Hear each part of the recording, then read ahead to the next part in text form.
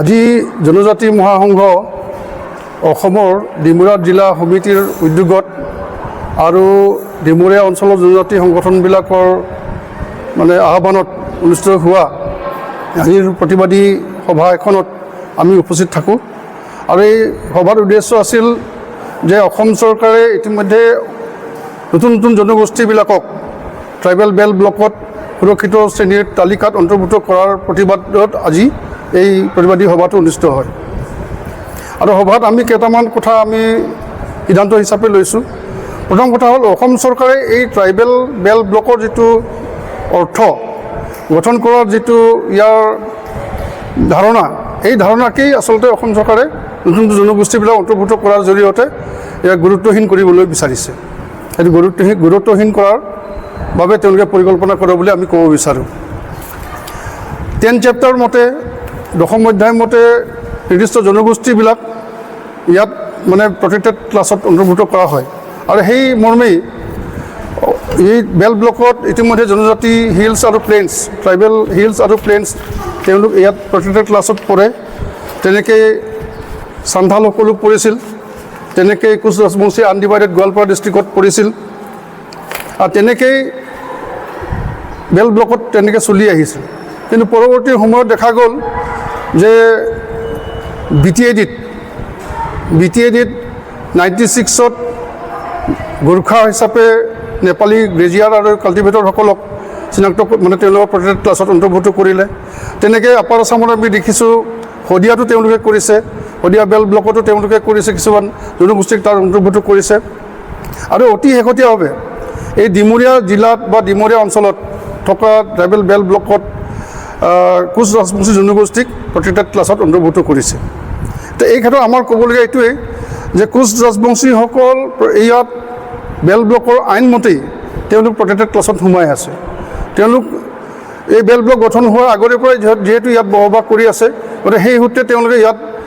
Protected ক্লাছৰ নিচিনাই তেওঁলোকে ইয়াত সুবিধাটো অধিকাৰটো তেওঁলোকে পায়। কিন্তু নতুনকৈ আকৌ সেই জনগোষ্ঠীকে ইয়াত প্ৰটেক্টেড ক্লাছ হিচাপে ডিক্লেয়াৰ দিবলগীয়া হ'ল কিয়? ইয়াৰ অন্তৰালত কি আছে? সেই ক্ষেত্ৰত আজি আমি আলোচনা কৰি এইটো অনুভৱ কৰিছোঁ যে অসম চৰকাৰে এই কোচ ৰাজবংশীসকলৰ নাম লৈ পেলাই নতুনকৈ যিসকল জনগোষ্ঠী ইয়াত অন্তৰ্ভুক্ত হৈছে, কোচ ৰাজবংশী জনগোষ্ঠীয়ে হওক বা যিয়ে হওক, নতুনকৈ যিসকলে আহি পেলাই চাকৰি সূত্ৰে হওক বা ব্যৱসায়িক সূত্ৰে আহি পেলাই ইয়াত ভূমি তেওঁলোকে দখল কৰিছে বা তেওঁলোকৰ সুবিধাৰ্থে এই কোচ ৰাজবংশী জনগোষ্ঠীক ইয়াত প্ৰটেক্টেড ক্লাছ অফ পিপুলছ হিচাপে তেওঁলোকে ডিক্লেয়াৰ দিছে। গতিকে সেই ক্ষেত্ৰত আমি সিদ্ধান্ত লৈছোঁ যে আমি বিৰোধিতা কৰি যাম। আৰু কাৰণ ট্ৰাইবেল বেল্ট ব্লকৰ যিটো ধাৰণা, এই ধাৰণাটোক আমি শেষ কৰিবলৈ নিদিওঁ।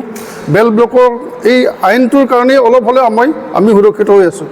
আৰু সেইখিনি যদি নাইকিয়া হয় তেতিয়াহ'লে আমি এই ভূমিৰ পৰা নাইকিয়া হৈ যাম। গতিকে এইটো আমি প্ৰতিবাদ কৰিছোঁ। আৰু দ্বিতীয়তে আমি অসম চৰকাৰক ইতিমধ্যে সিদ্ধান্ত লৈছোঁ যে অসম চৰকাৰক অহাকালি অসম চৰকাৰলৈ মুখ্যমন্ত্ৰীলৈ এটা মেমৰেণ্ডাম আমি অসম জিলা আয়ুক্তৰ জৰিয়তে প্ৰেৰণ কৰাৰ কাৰণে সিদ্ধান্ত লোৱা হৈছে। আৰু তাৰ লগে লগে আমাৰ ট্ৰাইবেল এফেয়াৰ্ছৰ মন্ত্ৰীকো আমি দিম। তাৰ লগে লগে আমাৰ অসমৰ ভূমি আৰু ৰাজহ বিভাগৰ দপ্তৰৰ মন্ত্ৰী বা দুৰ্যোগ ব্যৱস্থাপনাৰ মন্ত্ৰী মহোদয়কো আমি মেমৰেণ্ডাম দিম কালিলৈ। আৰু তাৰোপৰি যাক দিব লাগে, য'ত দিয়াৰ প্ৰয়োজন আছে, সংশ্লিষ্ট সকলো পক্ষকে আমি অহাকালি মেমৰেণ্ডাম দিয়াৰ ব্যৱস্থাটো কৰিছোঁ। আৰু তাৰ লগে লগে আমি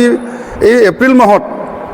সকলো আমাৰ জনজাতি গাঁওবিলাকত এটা সজাগতা সভা অনুষ্ঠিত কৰাৰ কাৰণে আমি সিদ্ধান্ত লৈছোঁ। আৰু তাৰোপৰি এপ্ৰিল মাহৰ ভিতৰতে এটা প্ৰতিবাদী আজিৰ যেনেকৈ সভা হৈছে তাতকৈ অলপ বহল ভিত্তিত আমি প্ৰতিবাদী সভা অনুষ্ঠিত কৰাৰ কাৰণে ঠিক কৰিছোঁ। আৰু মে' মাহৰ ভিতৰতেই অসম ভিত্তিত এটা জনজাতীয় সংগঠনবিলাকক লৈ পেলাই, অসমৰ জনজাতীয় সংগঠনবিলাকক লৈ পেলাই এটা অভিৱৰ্তন অনুষ্ঠিত কৰাৰ কাৰণে আমি সিদ্ধান্ত লৈছোঁ। গতিকে এইকেইটা সিদ্ধান্ত আজি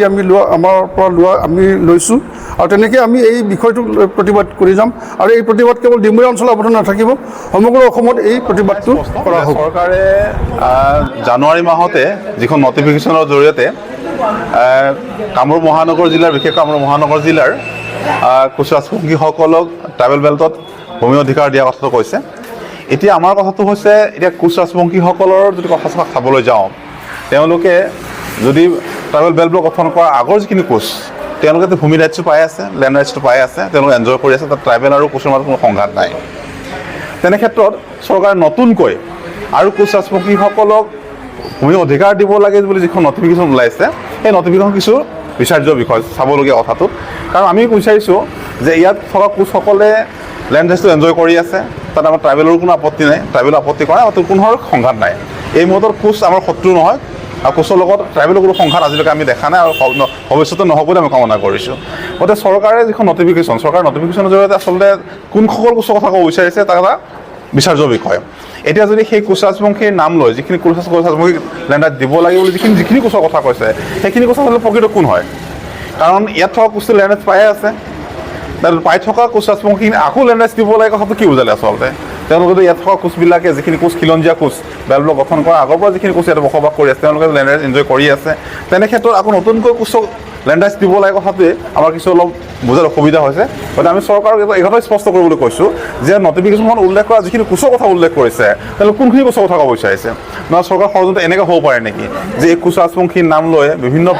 অঞ্চলৰ পৰা বিভিন্ন ঠাইৰ পৰা বিভিন্ন জিলাৰ পৰা বিভিন্ন ৰাজ্যৰ পৰা এই কোচ ৰাজবংশীক নাম লৈ ইয়াতে নতুন নতুন পুঁজিপটীয়া চৰকাৰী ষড়যন্ত্ৰৰ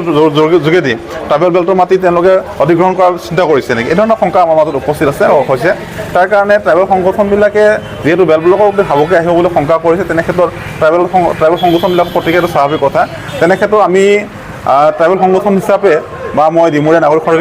সমিতিৰ সভাপতি হিচাপে এজ এ ট্ৰাইবেল ল'ৰা হিচাপে মই এটা কথা ক'ব বিচাৰিছোঁ যে ইয়াত থকা কোচৰ শংকিত হোৱাৰ কোনো কথা নাই আমি সমিলমিলভাৱে ইয়াত থকা কোচ আৰু ট্ৰাইবেলবিলাক একেলগে আচলতে এই গোটেই নটিফিকেশ্যনখন সম্পৰ্কত এটা পৰ্যালোচনা কৰিব লাগে তাৰ কাৰণে কোচ সংগঠন আৰু ট্ৰাইবেল সংগঠনৰ মাজত এটা উমৈহতীয়া মঞ্চ এটা একেলগে বহাৰ পোষকতা কৰিছোঁ মই ইতিমধ্যে কোচৰ 2 নেতৃস্থানীয় ব্যক্তিকো যোগাযোগ কৰিছোঁ মই আশা কৰিছোঁ ট্ৰাইবেল সংগঠন আৰু কোচ সংগঠনে একেলগে বহি এই গোটেই নটিফিকেশ্যন সম্পৰ্কত এটা পৰ্যালোচনা কৰিব লাগে গভৰ্ণমেণ্টৰ যিটো উদ্দেশ্য এই গভৰ্ণমেণ্টৰ উদ্দেশ্য সম্পৰ্ক যাতে পূৰণ কৰিব যাওঁতে যাতে আমাৰ ট্ৰাইবেল আৰু কোচৰ মাজত কোনো সংঘাত নহয় তাৰ কাৰণে মই সকলোকে আহ্বান জনাইছোঁ আজি আপোনালোকে বিৰোধিতা কৰি এখন ৰাজহুৱা সভা অনুষ্ঠিত কৰিছিলে এই ৰাজহুৱা সভাখনত কি সিদ্ধান্ত গ্ৰহণ কৰা নহয় এতিয়া আজিৰ সভাখনৰ কোচৰ বিৰোধী নহয় আমি কেতিয়াও কোচৰ বিৰোধী নহয় চৰকাৰৰ যিখন নটিফিকেশ্যন চৰকাৰৰ নটিফিকেশ্যনৰ বিৰোধী আচলতে আমি সেইকাৰণে চৰকাৰৰ তাতে দাবী উত্থাপন কৰিছোঁ এই নটিফিকেশ্যনখনৰ জৰিয়তে আচলতে কোনখন কোচৰ কথা ক'ব বিচাৰিছে কোনসকল কোচৰ কথা ক'ব বিচাৰিছে কাৰণ কোচেতো লেণ্ড ৰাইট এনজয় কৰি আছে ইয়াতে লেণ্ড ৰাইট এনজয় কৰি থকাৰ পিছত আৰু ভূমি অধিকাৰ দিব লাগে কথাটো কি বুজাব বিচাৰিছে সেইকাৰণে চৰকাৰ এই যে নটিফিকেশ্যনখন আচলতে কি ক'ব বিচাৰিছে স্পষ্ট কৰিবৰ কাৰণে আমি চৰকাৰৰ দাবী উত্থাপন কৰিছোঁ আৰু যাতে মই কোচ ৰাজবংশী সকলো সংগঠনকে আহ্বান কৰিছোঁ আপোনালোকে বিভ্ৰান্ত হ'ব নালাগে পেনিক হ'ব নালাগে আমি ডিমৰীয়াবাসী হিচাপে কোচ কলিতা ট্ৰাইবেল সকলো একেলগে মিলিজুলি বসবাস কৰি আছোঁ আমাৰ যিটো 7 তাম্পৰ্কীয় সমন্বয় সম্পৰ্ক এইটো বিঘ্নিত হ'ব দিব নালাগে চৰকাৰী ষড়যন্ত্ৰ যাতে আমাৰ 7 তাম্পৰ্কীয় সম্পৰ্কটো বিচ্ছিন্ন নহয় তাৰ কাৰণে সকলোকে আহ্বান জনাইছোঁ মই ট্ৰাইবেল সংগঠনবিলাকক কৈছোঁ যাতে সোনকালে কোচ ৰাজবংশী সংগঠনবিলাকৰ লগত একেলগে বহিব লাগে বহি একেলগে এটা সমিলমিলভাৱে এটা সিদ্ধান্তলৈ যাব লাগে আমাৰ যিটো সিদ্ধান্ত হ'ব কোচ সংগঠন ট্ৰাইবেল সংগঠনৰ যিটো সিদ্ধান্ত সেই সংগঠন আমি চৰকাৰক জনাম যে আমি কোনখিনি কোচ আমি একচেপ্ট কৰিব পাৰোঁ কোনখিনি নোৱাৰোঁ বা কোনখিনি ট্ৰাইবেল কেনেকৈ থাকিব নাথাকিব আমি ডিমৰীয়াবাসী আমি ডিচাইড কৰিম ইয়াত থকা কোচ কলিতা ট্ৰাইবেল সকলোৱে একেলগে ডিচিশ্যন লৈ আমি ডিমৰীয়াখন সৰ্বাংগ সুন্দৰ কৰিবৰ কাৰণে আমি সকলোকে আহ্বান জনাইছোঁ